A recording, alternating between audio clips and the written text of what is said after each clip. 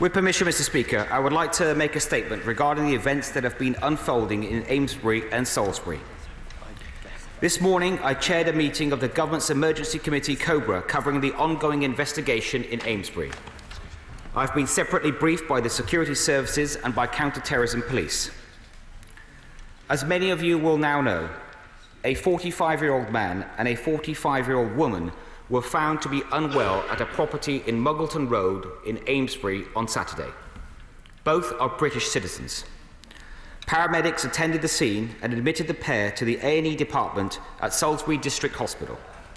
Here they were treated for exposure to an unknown substance. Further testing by expert scientists in chemical warfare at Porton Down Laboratory confirmed this to be the nerve agent of the type known as Novichok. This has now been identified as the same nerve agent that contaminated both Yulia and Sergei Skripal. The pair are currently in critical condition, and I'm sure the whole House will join me in wishing them a full and swift recovery. I would also like to express my sincere thanks to the emergency services and the staff at Salisbury District Hospital for their tireless professionalism and the dedicated way in which they are providing it. I understand, of course, that there will be some concerns about what this means for public safety. In particular, I recognise that some local Wiltshire residents will be feeling very anxious. Let me reassure you that public safety is of paramount importance. Public Health England's latest assessment is that, based on the number of casualties affected, there is no significant risk to the wider public. Their advice is informed by scientists and the police as the facts evolve.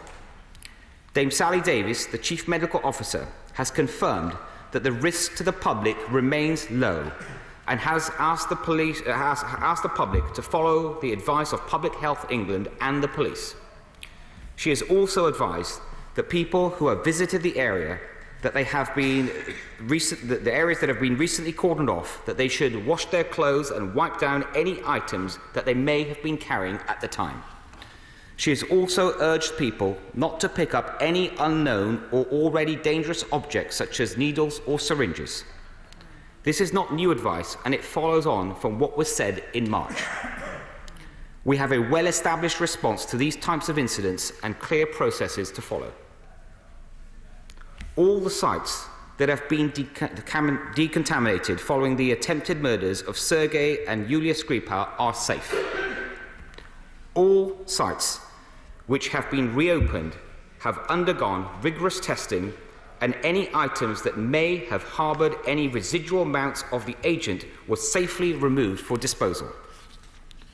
We have taken a very robust approach to decontamination, and there is no evidence that either the man or the woman in hospital visited any of the places that were visited by the Skripals. Our strong working assumption is that the couple came into contact with the nerve agent in a different location to the sites which have been part of the original clean-up operation.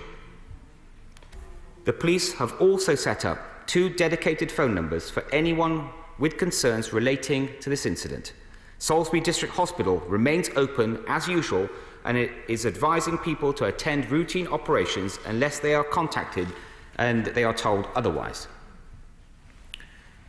We are taking this incident incredibly seriously and working around the clock to discover precisely what has happened, where and why. Be assured that we have world-leading scientists, intelligence officers and police on this case. Local residents can expect to see an increased police presence in and around Amesbury and Salisbury. All 6 sites that were visited by the pair before they collapsed have been cordoned off and are being securely guarded as a precaution. An investigation has started to work out how these 2 individuals came into contact with the nerve agent. Around 100 detectives from the counter-terrorism policing network are working to support this investigation alongside colleagues from Wiltshire Police. Obviously, this incident will invoke memories of the reckless attempted murder attempts of Sergei and Yulia Skripal earlier this year. And I know that many of you will question whether this incident is linked to that one. That is clearly the main line of inquiry. However, we must not jump to conclusions, and we must give the police the space and the time to carry out their investigations. The police's work will take time.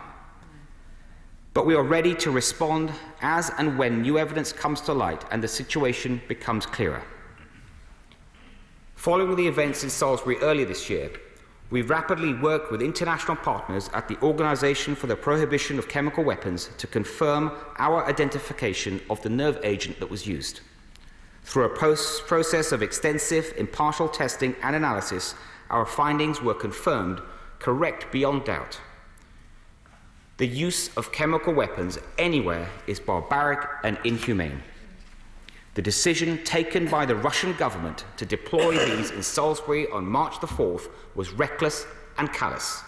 There is no plausible alternative explanation to the events in March other than the Russian state was responsible. And we acted accordingly. The British government and the international community immediately and robustly condemned this inhuman action. In light of this attack, the UK expelled 23 Russian diplomats from our shores, and we were joined by 28 of our closest allies in this action, from the United States to Ukraine, who expelled over 150 of the Russian state's diplomats. We have already seen multiple explanations from state-sponsored Russian media regarding this latest incident. We can anticipate further disinformation from the Kremlin, as we saw following the Salisbury attack. And as we did before, we will be consulting with our international partners and allies following these latest developments. The eyes of the world are currently on Russia, not least because of the World Cup. It is now time that the Russian state comes forward and explains exactly what has gone on. Let me be clear. We do not have a quarrel with the Russian people. Rather, it is the actions of the Russian government that continue to undermine our security and that of the international community. We will stand up to the actions that threaten our security and the security of our partners. It is completely unacceptable for our people to be either deliberate or accidental targets, or for our streets, our parks, our towns to be dumping grounds for poison. We will continue with our investigations as a matter of urgency, and I will keep the House and the public updated on any significant developments. I commend this statement to the House. Diane Abbott. I want to thank the Home Secretary for making his statement to this House and for prior sight of it. And the whole House appreciates that he came here directly from a COBRA meeting. As the Home Secretary said, the first duty of any government is to secure the safety and security of its people and all of those resident in this country. And no government can allow the poisoning of its citizens or residents as they go about their daily lives by state actors or others. And as the Home Secretary has said, the use of chemical weapons is both barbaric and inhumane. Our thoughts and best wishes go out to Dawn Sturgis and Charlie Rowley, and we wish them a speedy and complete recovery. I'd also like to place on record the admiration and support on this side of the House for the work of the emergency services, the security services, and the vital public servants at Porton Down.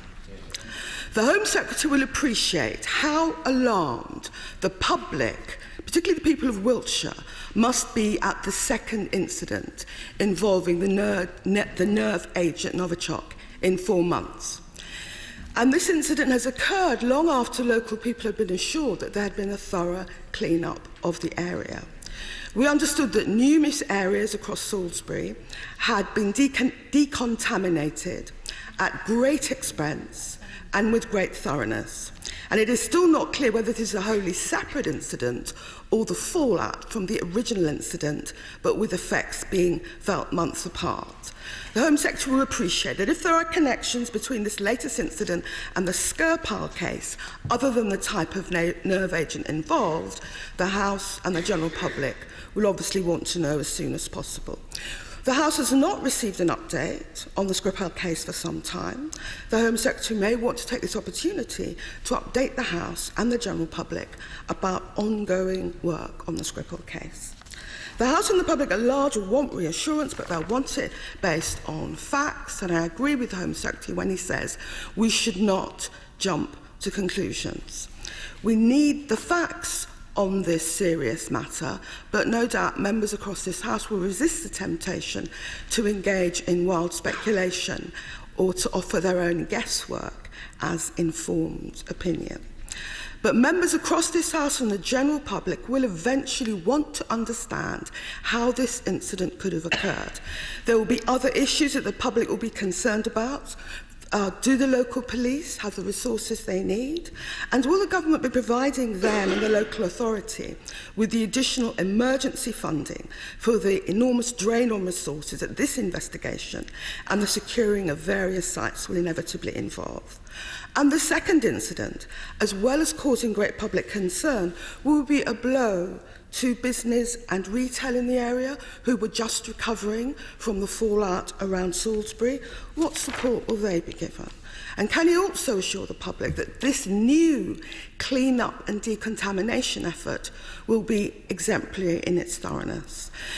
There are also some matters he might usefully raise with his colleagues in the Department of Health. Do all the relevant emergency workers and health professionals have sufficient information to recognise the symptoms of this type of poisoning, and do they have the advice on how to respond to these suspected cases?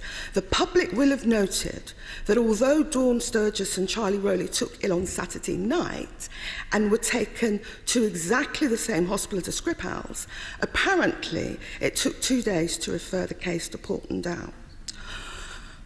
As the Home Secretary has said, the eyes of the world are on Russia, and we will all have seen the very warm and enthusiastic response of the Russian people to people coming from all over the world for the World Cup. But on this side of the House, we supported the expulsion of the 23 Russian diplomats and other related actions that Her Majesty's government took in the wake of Salisbury, and we will support any action that the government takes that will keep our people safe. We cannot allow the streets of ordinary British towns and communities to become killing fields for state actors. Secretary. Mr. Speaker, can I first of all thank the Right Honourable Lady for her support and her comments, and also join her and state once again that the whole House wishes the victims a very speedy recovery. And also I very much welcome her questions, and let me try and take each of those in turn. The Right Honourable Lady has asked for, perfectly correctly, for reassurance that this incident is not connected in any way to the areas that were decontaminated with the original incident back in March. And we are very comfortable that is not the case, and that's not Minister's view on its own. That is a view of experts, and especially the decontamination experts. They are very clear, first of all, that the decontamination exercise was very successful, and so is Dame Sally Davies, the Chief Medical Officer, and we are happy to say those areas are all safe. And we are also comfortable from what we know that with this particular incident that neither individuals contracted or came into contact with the nerve agent from any of those decontaminated areas. That is our belief. She also asked me about if there's any more information, I guess, on the connection between this and the original incident. Of course, it is the main line of inquiry, I think for obvious reasons for the police. But as she has alluded to, and it's worth restating, we should, none of us, judge to prejudge the outcome of the investigation that is taking place. And as more evidence does come out and any information, then of course we will share it with honourable members and the wider public. She also rightly raised the issue of resources, and I can give that reassurance. In fact, one of the main things that was discussed at the COBRA meeting earlier today was to ensure that all the resources necessary are made available as they were back in March. and that we wanted to make sure that applied to everyone involved in dealing with this incident, but in particular local police, CT policing, security services, and I'm comfortable that any resource that is required, and if there are any further requests, that they will be met. That will be a priority for us. The Right Honourable Lady mentioned the impact on the local area, and she's right to state that. And I mean, this is an area where local people, I think, have been heroic in their response to the original attack, and how they have together as a community united and sent a very clear message of support for each other. At the time of the original incident, there was a lot of local support from the local council, Wiltshire Council, local political leaders, including the Member of Parliament for Salisbury, who himself just contacted me already from the moment he knew about the incident, asking about further support. So we are looking at what more can be done. We'll be meeting with the leader of the local council, Baroness Jane Scott, and talking precisely about that, including the Right Honourable Lady mentioned local businesses, which many of them were just starting to recover, in whether they're high street shops or local tourist trade, and we want to make sure that is as unaffected as possible. So we are looking at what further support we can provide those local businesses. She was absolutely right to raise that point too. The Right Honourable Lady also raised the issue around local health and local health expertise. And of course, the Department of Health is making sure that all health services that first of all, if any extra resources are required, that they will be provided, but also especially at Wiltshire District Hospital, Salisbury District Hospital, that the support in there in particular, given that's where these victims are, that they have all the support they need. And I would point out, from my current understanding, is that the two victims in this case, that the health professionals in the hospital were able to use some of the experience that they had got from the March's incident in looking at this case, and I think that has meant that the right type of medical support was provided earlier than perhaps it would have been provided otherwise. So I think that there is considerable local expertise, but of course if more needs to be provided, it will. And lastly, the Right Honourable Lady asked me about an update on the original case in terms of the police investigation. Of course, that is ongoing, both involving CT policing, local police and the security services, but it would be inappropriate for me to say anything further on that at this point. Mr. Richard Benyon. We can be sure that this incident will be used by Russian state misinformation campaigners to try and further obfuscate what happened in March. Would my right honourable friend agree that it is vital that we counter that through a steady drumbeat of telling the truth about what happened in March and giving as much information about this incident as we can, when we can? Yes, my honourable friend is absolutely right to make that point, and he will know that the Russian disinformation campaign has already began. As soon as this news was public yesterday, I think we saw that certainly on social media. And it's very important for that reason and many more that the UK, together with our international allies, as more evidence of what happened here emerges, that we present that to the public and we make it very clear and very factual. Tommy Shepherd. Thank you, Mr. Speaker, and I thank the Home Secretary for advance sight of his statement. As others have said, our immediate thoughts are with Charlie Rowley and Dawn Sturgis, and we do hope them a very speedy and full recovery. They are completely innocent victims in this whole affair. I would endorse also the statements that have been made in terms of our support for the emergency services. We can only wonder the concern that they must feel themselves for their own personal safety when they cope with matters of this kind. I welcome the Home Secretary's statement, particularly in two regards. One is to reassure the public that there is no generalised threat to the wider community and to dampen down irresponsible speculation that might be to the contrary. I also welcome the fact that he draws a distinction between the Russian people and the Russian state, particularly at this time, and I think that is a message that we should try hard to make sure resonates within Russia itself, particularly given the events which are happening there at the moment. I'd like, if I may, to press the Home Secretary in two respects. One is that he says that people will naturally be concerned to understand the link, if any, between this incident and the Skripal case. Is he in a position to tell us whether or not it is possible to identify whether the Novichok in this instance is from the same batch as was used in the Skripal case, or will that not be possible? And will it therefore not be able to say that there is a direct link?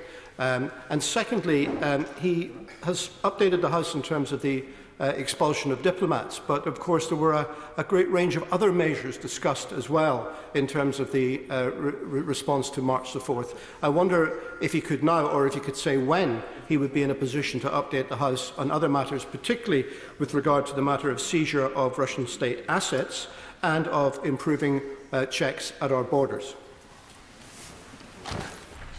Can I thank the honourable member for his response, and again he's made a number of important points, and again would join with him in commending the work of the emergency services. Their response has been absolutely exceptional, both back in March and from what we've seen in the last few days. He's also right to emphasise the distinction between the Russian people and the Russian state. Our quarrel is with the Russian state, not with the Russian people.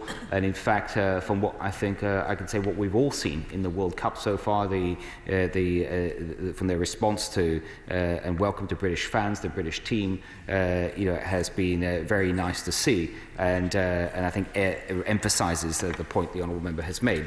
He asked two questions, one about the nerve agent, and then second about Russian action. On the nerve agent, what we are clear on, from the scientists are absolutely clear on from Porton Down, is that this is this exact same nerve agent from the Novichok family of nerve agents, but the same type of nerve agent from that family that was used in the March attack. So we are very clear on that.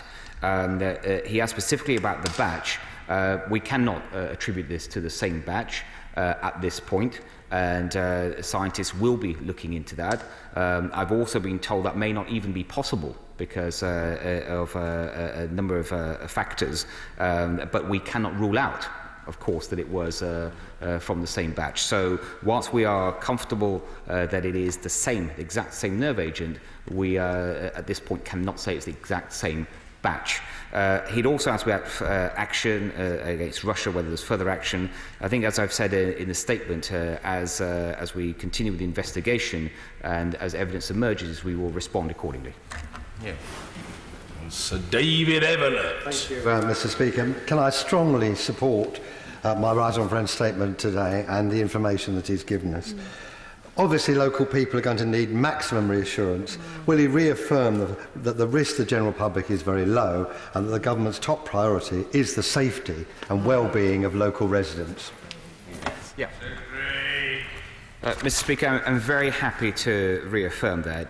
And I think that the words of the Chief Medical Officer and Public Health England, the statement they were both made yesterday, they have both been very reassuring. The risk to the public remains low.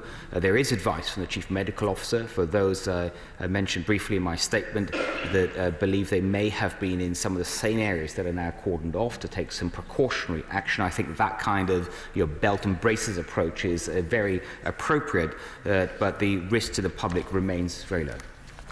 Yvette Cooper. Can I welcome the Home Secretary's statement? Our police, intelligence officers and medical staff are among the best in the world, and I know they will be doing everything possible to keep people safe and pursue this vile crime against this couple, but also the original Skripal attack.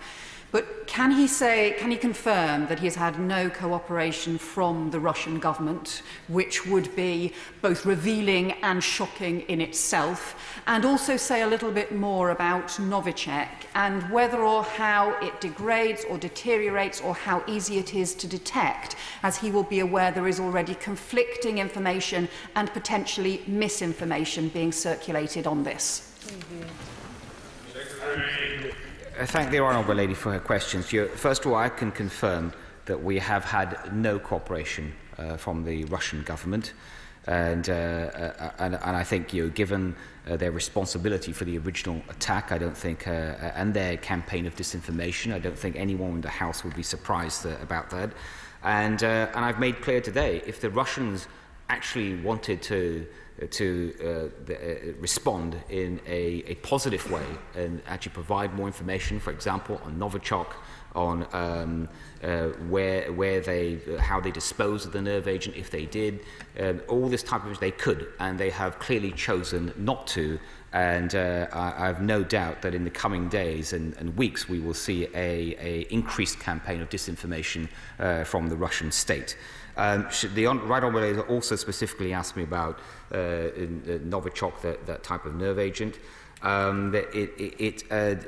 It is, like all nerve agent, it will deteriorate over some time, but my understanding is that in the case of this type of nerve agent, that some time can be months and months, and therefore it is scientifically it is perfectly possible that this is the exact same nerve agent that was used from the same batch. It could well be the exact same nerve agent that was used in March, because it would not have had enough time to deteriorate in any meaningful way. The Right Honourable also asked me about detecting nerve agent. It is not easy to detect at all. This isn't, for example, if there was a radioactive substance in something, there is detection equipment available for that, but detecting nerve agent is a very different matter, and there's no easy way at all to detect this. There are some ways to help find it, but it is hard to detect. That said, from what we've learnt back in March, that experience, which is considerable experience that's been built up, that will help us in responding to this incident too. Order. Understandably, a significant number of honourable and right honourable members wish to participate in these exchanges and to question the Home Secretary. There is a debate to follow on proxy voting which is well subscribed and which risks having very little time left for it. If that were to transpire, it would of course be open to the government to reschedule that debate on another occasion so that members were not disappointed. But in the meantime, if people could ask short questions and the Home Secretary provide short replies, that would help. Helen Whately. Thank you, Mr. Speaker. It's quite extraordinary and shocking, the statements that are already coming out of Russia on this. Does my right honourable friend agree that it's really important that we must work with our international allies to counter the fake news and the disinformation coming from Russia and others? Yes, Mr. Speaker, I very much agree with my honourable friend, and that is exactly what we have been doing, especially since the incident in March. But I think that this recent incident is a reminder that there's more to do. Sir Edward Davey. Can I thank the Home Secretary for his excellent statement and join others in celebrating his distinction between our condemnation of the Russian government and our support for the Russian people. His careful phrasing today and his diplomatic sensitivity is vital. Will he reassure the House that all ministers will follow his lead and his calm strength? Yes, absolutely. Mr. Philip Holloway. It's the need to support local organisations. Budgeting in an annual budget cycle for an international chemical weapons attack simply doesn't happen. So the local council, the local hospital, the local police force, local businesses need financial support from central government, and they need it quickly. Yeah, my honourable friend is absolutely right on that point, and he will recall that when the previous incident happened, I was the local government secretary and was very much aware of that, and we provided support then, and we will certainly be providing support again this time. McFadden. The Home Secretary in his statement referred to the strong solidarity that Britain's allies had shown to us in the wake of the Skripal incident a few months ago. Can I ask him, is he confident that we can maintain strong solidarity in the wake of this incident among liberal democracies, and does he agree that this is essential when the forces of nationalism are on the rise in a number of countries. Mr. Speaker, I do agree very much with the honourable gentleman on this, and I think having that unity amongst freedom-loving nations is very important in the face of this type of incident. And of course, there are a number of important multilateral events coming up: the Western Balkan Summit, the NATO summit coming up, the President of America's visit to the UK, and I think those are all fresh opportunities to build that solidarity. Victoria Prentice. When does the Home Secretary expect the police to be able to update the public? I can understand, Mr. Speaker, that people will want to know as soon as possible on the police investigation. But from what I've heard from the police, it will take some time from the briefing I had this morning. We do need to give them that time, but I can give the assurance to my honourable friend, as we get more information, we will bring it to this House immediately. John Woodcock. Thank you, Mr. Speaker. If and when the government comes to the conclusion that Russia was responsible for this attack, whether through targeting or by accident, will the government be pursuing further coordinated action with our allies in response to this?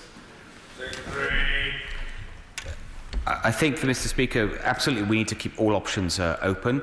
I think the honourable gentleman would understand that the focus for right here and now, and certainly the focus in today's COBRA meeting, is very much about public safety, the police investigation, and the victims and support for them. But I'm sure as more information comes to light, we will be considering other options. Craig Tracy. Mr. Speaker, obviously this situation is distressing and being monitored by many of our constituents all around the country. Can my right honourable friend reassure the House that this incident is being treated with the utmost seriousness and that the government's been kept regularly updated on developments? Mr. Speaker, I can give my honourable friend that assurance, in that since the moment we've known about the incident, in how we have responded, not just at government, but just as importantly from local emergency services, the local council, local policing, counter-terrorism policing, and we will keep treating this, of course, in that way as an absolute priority. Diana Johnson. Mr. Speaker, what more can the government do to tackle the misinformation coming out from the Russian state about this issue?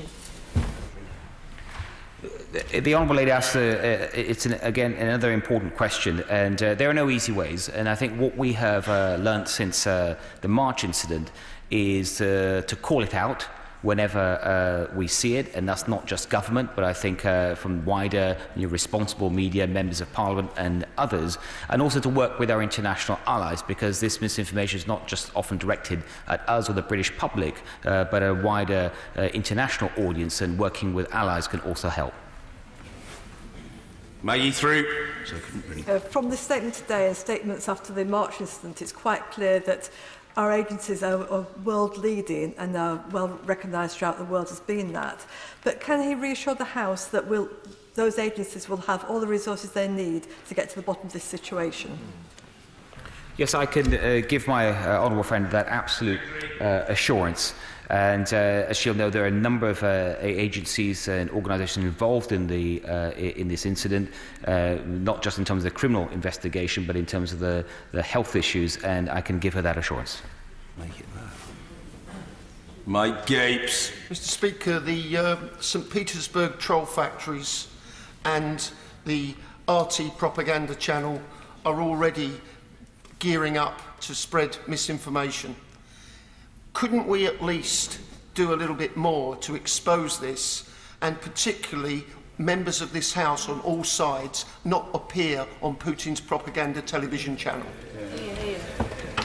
I think, Mr. Speaker, the honourable member is absolutely right to raise this issue. There have been far too many incidents where members of this House sadly have supported the Russian propaganda machine, and RT, for example, is one way they have done that. If any member of this House has an ounce of common sense, they will realise, especially after the second incident, that the British public will not support any of them if they support President Putin. John Howell. The Croatian Prime Minister told me last week at the Council of Europe that the evidence that made him expel a Russian had been absolutely compelling. will the Home Secretary make sure that the evidence that he produces will be just as compelling on this case?